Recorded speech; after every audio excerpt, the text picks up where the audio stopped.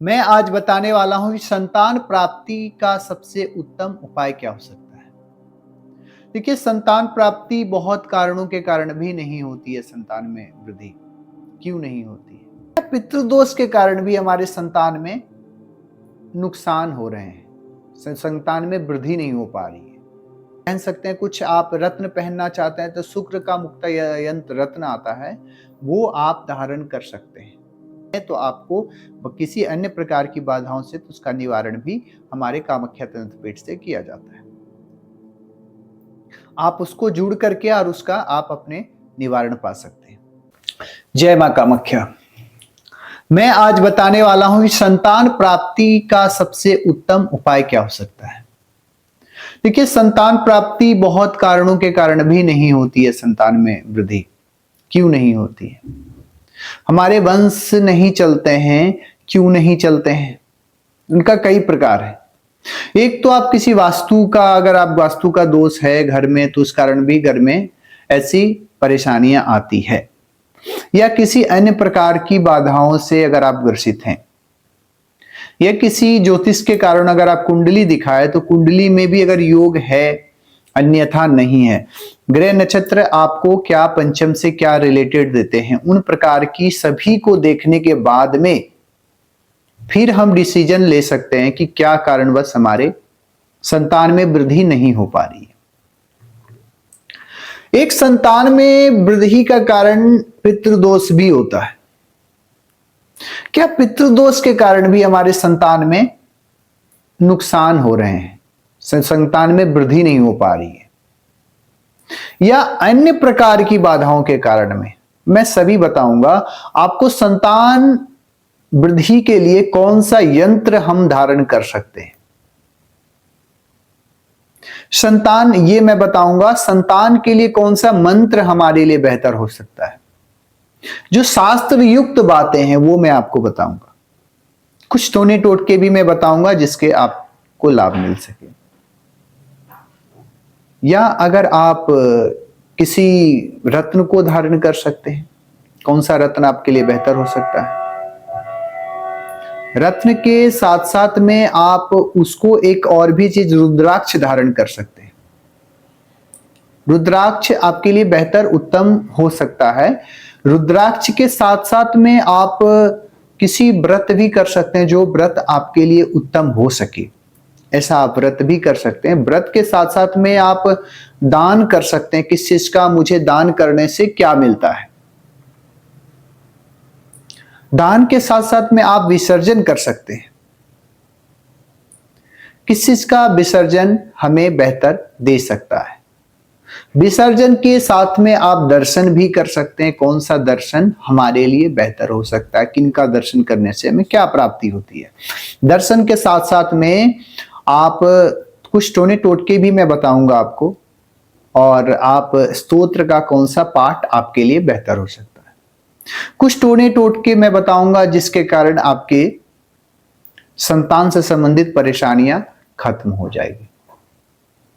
तो आप बने रहिए वीडियो में। अगर आपको पूरा वीडियो देखना है तो आप इस वीडियो को पहले समझे कि क्या है वास्तविक हमारी सच्चाई, किस कारण। बस पहले तो मैं बात करता हूं कुंडली के माध्यम से, कि मैं अगर कुंडली के बारे में मैं बताऊं कि संतान वृद्धि में क्यों बाधा आ रही है।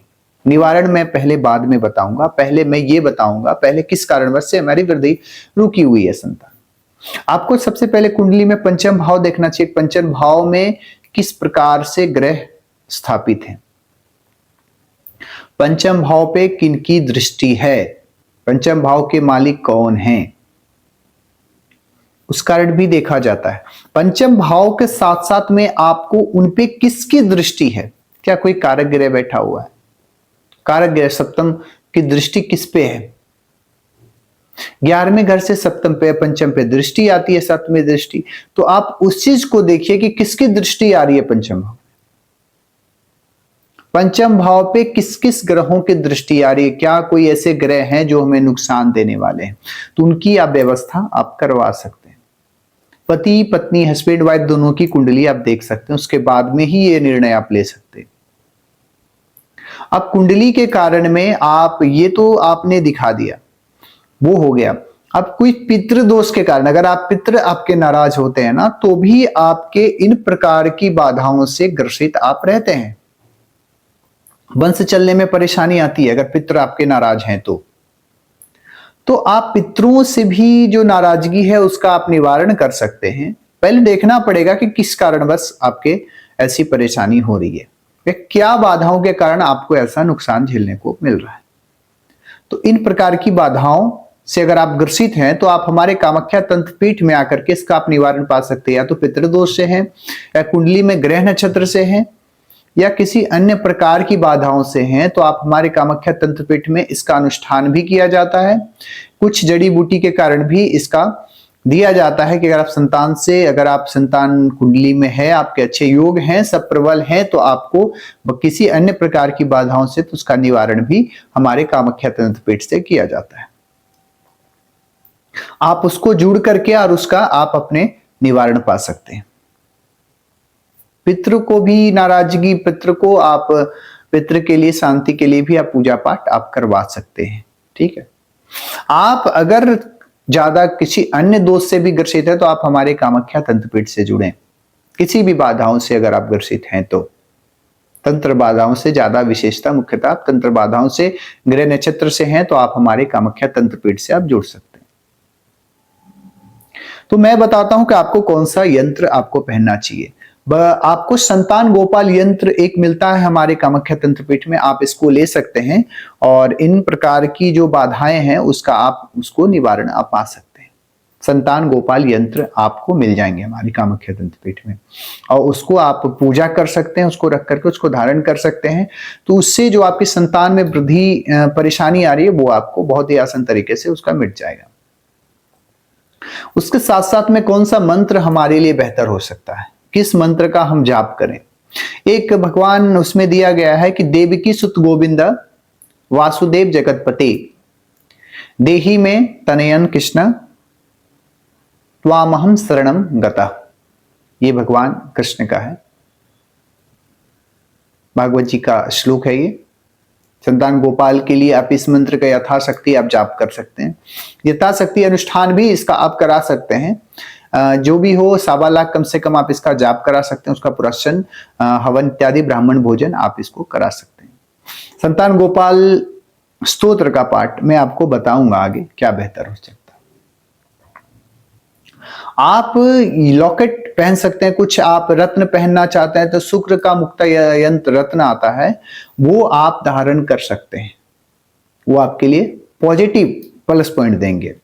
उसके साथ साथ में आपके लिए रुद्राक्ष कौन सा होगा, 5 मुखी रुद्राक्ष को आप धारण कर सकते हैं।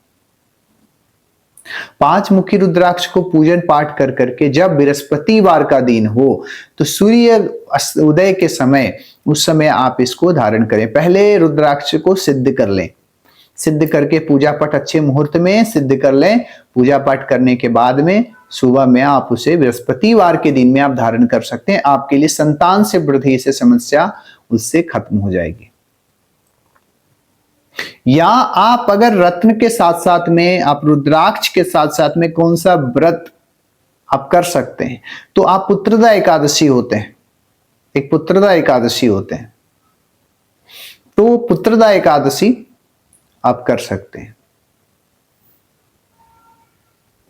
प्रदोष का व्रत भी आप कर सकते हैं, आपके लिए ये बहुत ही आसान होगा, आपके लिए सबसे बेहतर होगा।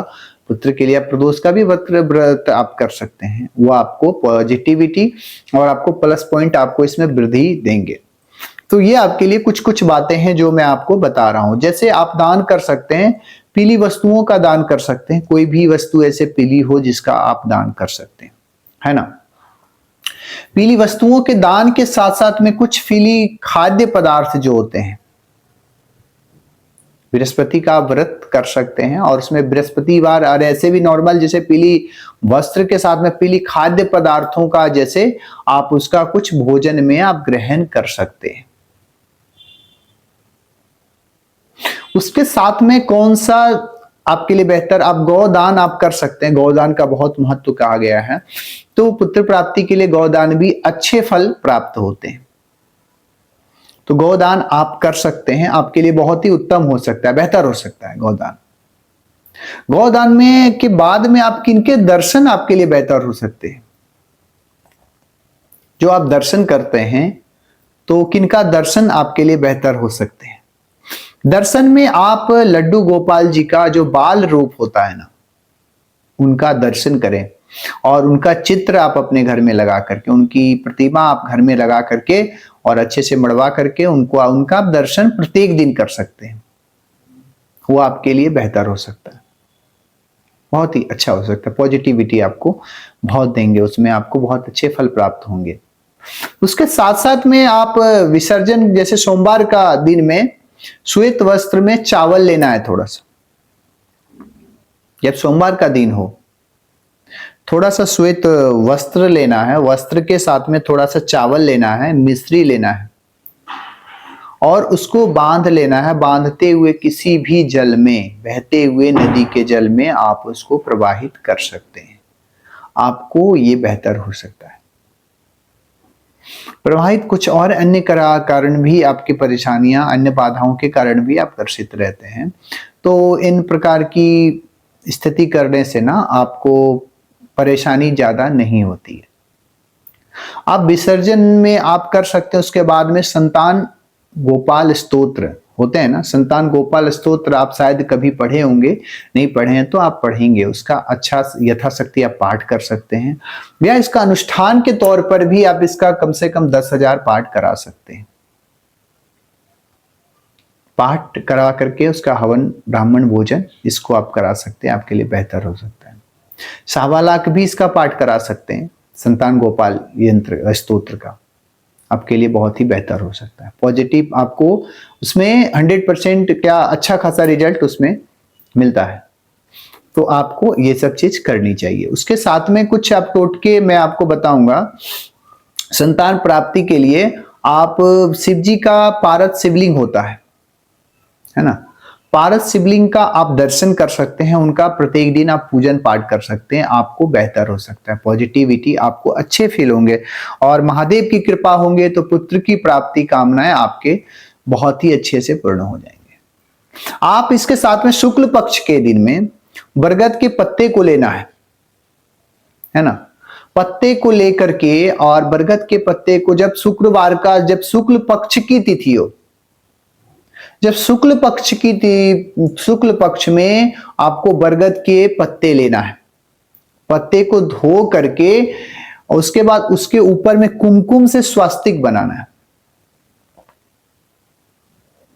स्वास्तिक बनाने के बाद में, उसके बाद में आपको करना क्या है कि उस पे थोड़ा सा अक्षत लेना है, अक्षत ले लेना है, अक्षत को रखना है। उसके बाद एक सुपारी रखना है ना, सुपारी को रख के उसके बाद उसके ऊपर में आपको सूर्यास्त से, सूर्योदय से पहले, है ना, सूर्योदय से पहले भी कर सकते हैं या तो सूर्यास्त से पहले भी कर सकते हैं। जब सूर्यास्त होने वाला हो ना, उससे पहले आप शिव जी के मंदिर में जाएं, है ना। आप मंदिर में जाकर के शिव जी पे, और वो जो आपका पत्ता पे स्वास्तिक बना हुआ है उसके ऊपर चावल रखा हुआ है, चावल के साथ में आप सुपारी रखा हुआ है, उस सुपारी को आप जाकर के शिवलिंग पे अर्पित कर दें।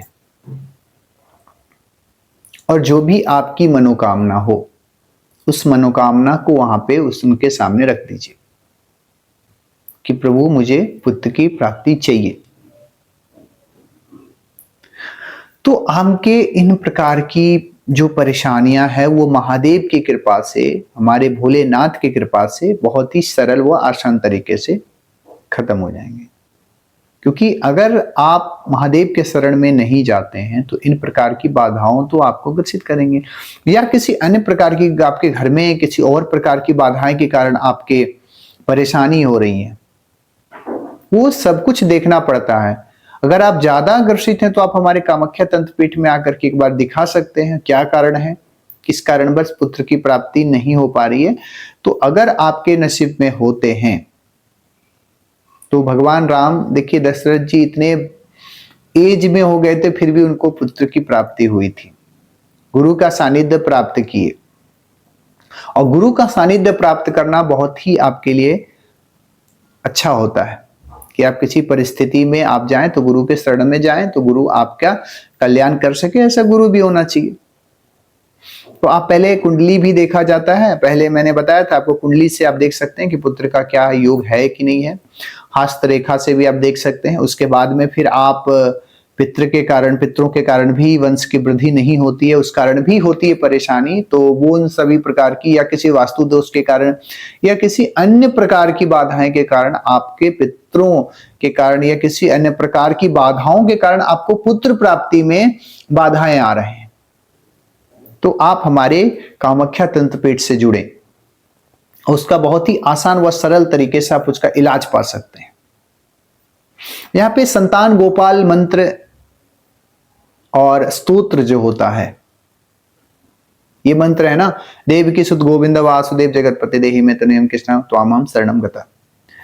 इन स्तोत्रों का, इन मंत्रों का आपको 1.25 लाख जाप करवा सकते हैं, जो कि आपके लिए पॉजिटिव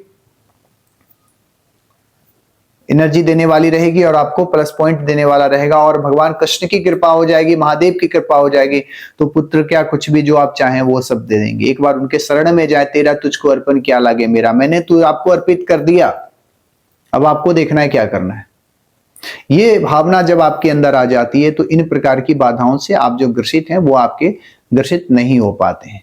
बने आपको अगर ज्यादा परेशान है तो आप हमारे कामाख्या तंत्रपीठ से जुड़ सकते हैं और इन प्रकार की बाधाओं से आप उसका बहुत ही आसान व सरल तरीके से निवारण पा सकते हैं। अन्य प्रकार की बाधाओं के लिए मैं आपको वीडियो हमारे रहते हैं कामाख्या तंत्रपीठ से, आप चैनल से जुड़े। अन्य किसी भी प्रकार की हमारा रहता है कि भाई जो भी परेशान व्यक्ति है उसको अपने से अपना इलाज वो कर सके, इसलिए मैं वीडियो के माध्यम से आपको अपना संदेशा भेजता हूं। आप उसका देखें और अपना निराकरण, जो भी परेशानी है उसका, हर एक प्रकार की परेशानियों का वीडियो हमारे चैनल पे रहेगा, आप उसको देखें और उसका इलाज पाएं। ठीक है, तब तक के लिए बने रहिए। जय कामाख्या, जय कामरूप।